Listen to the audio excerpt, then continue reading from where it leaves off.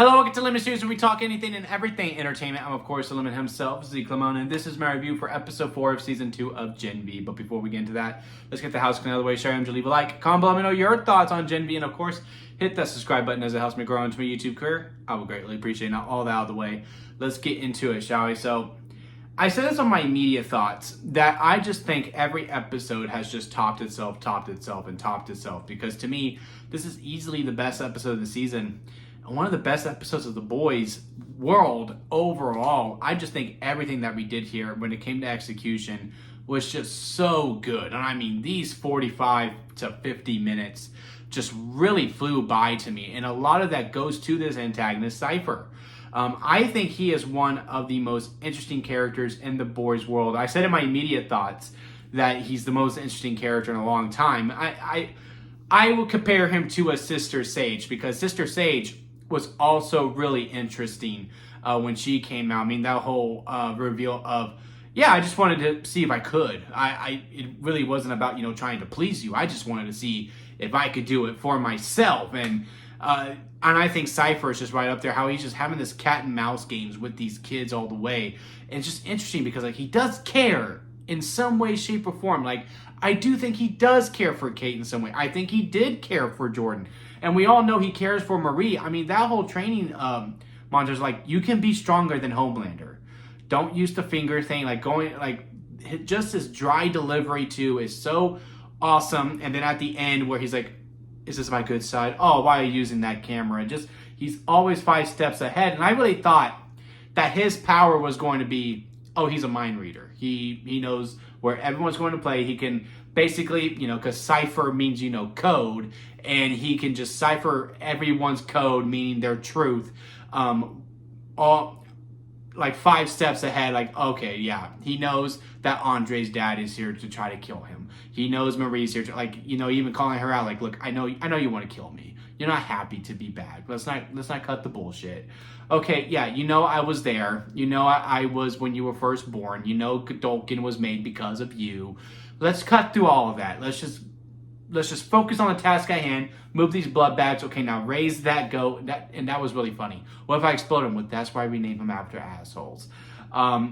Just again, every single thing that he is doing with an execution, and he's such a good antagonist when it comes to the kids, because season 1. It was all about driving them apart because, they were this bond. In episode 1, we were thinking, oh, these are going to be the douchey kids. And, they were in some kind of way. But, they were also really relatable. And, you can understand where they are coming from. They're just, simple college kids. And they were this unit. And the whole season was building up to them breaking up. Okay, so what do you do in season 2? You try to drive them back together. And the way you do that is that you have this common enemy in Cypher. Emma's still trying to come around to Kate. Jordan has made up with Sam because he did that in episode 3. Did not have any Sam in this episode. I thought that was pretty interesting. I think I would have liked to hear what he thought about the fights and all of that. But, you can only fit so much in this episode. And I think everything that we did was very much needed. But yeah, I would have liked to see Sam in this episode. But now Jordan has made up with Kate. I really like their conversation as well. Where look, I can only say sorry so many times.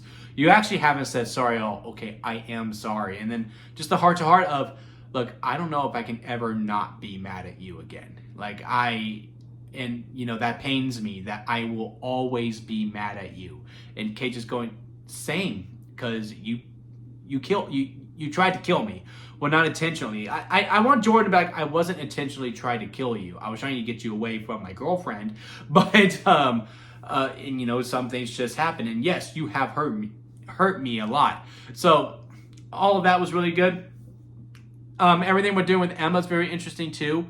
I feel like the random love interest with the brother kind of came from out of nowhere. Yeah, sure, they had their one moment in the classroom, but now all of a sudden it's the super flirty thing just because they are on the same side. Yeah, sometimes that's all it takes.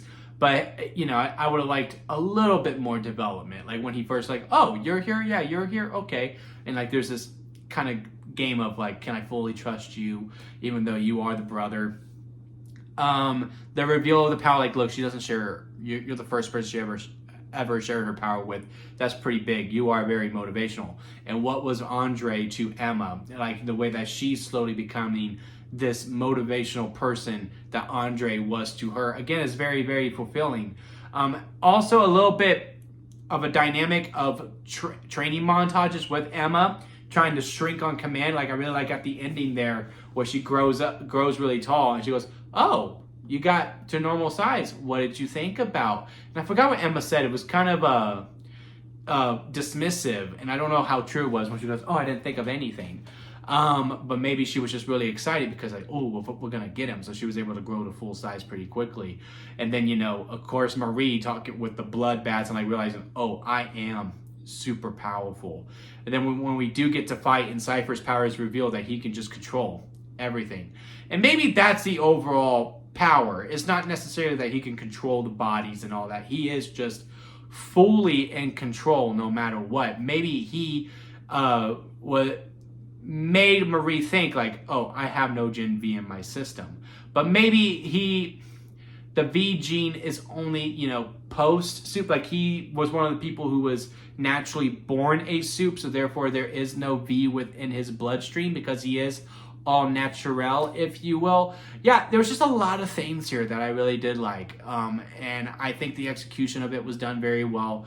The comedy was also pretty good too. Like, yeah, I like the gnome stuff. That was pretty funny. And everything that we did with the toilet. Again, I think he knew that Emma was going to be in there. He goes, okay, well, let me just mess with her a little bit. Let me make them think that I have no idea, and I'm gonna let them have their moment, and then I will come back out, and then I'll show how much of in control that I am. But yeah, I cannot wait for next week to see what's the next idea to try to get over one on Cypher.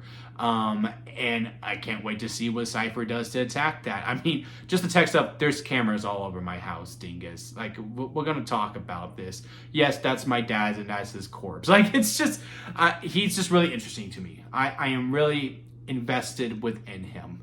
And I just want to know more about him. And I will be tuning in next week. Yes, I like my cast. I like my kids. Don't get me wrong. I love the students. But Cypher might be the one who is the main person that I will be tuning into the show for. But let me know what y'all think about it down in the comment section. Leave a like on this video if you made it this far. I do greatly appreciate it. And hit that subscribe button as I am trying to grow into my YouTube career. Don't forget to squeeze a day, guys, because life is too short not to give you all. So squeeze every opportunity that you can. Until next time, I'll see you here at Lemon Studios.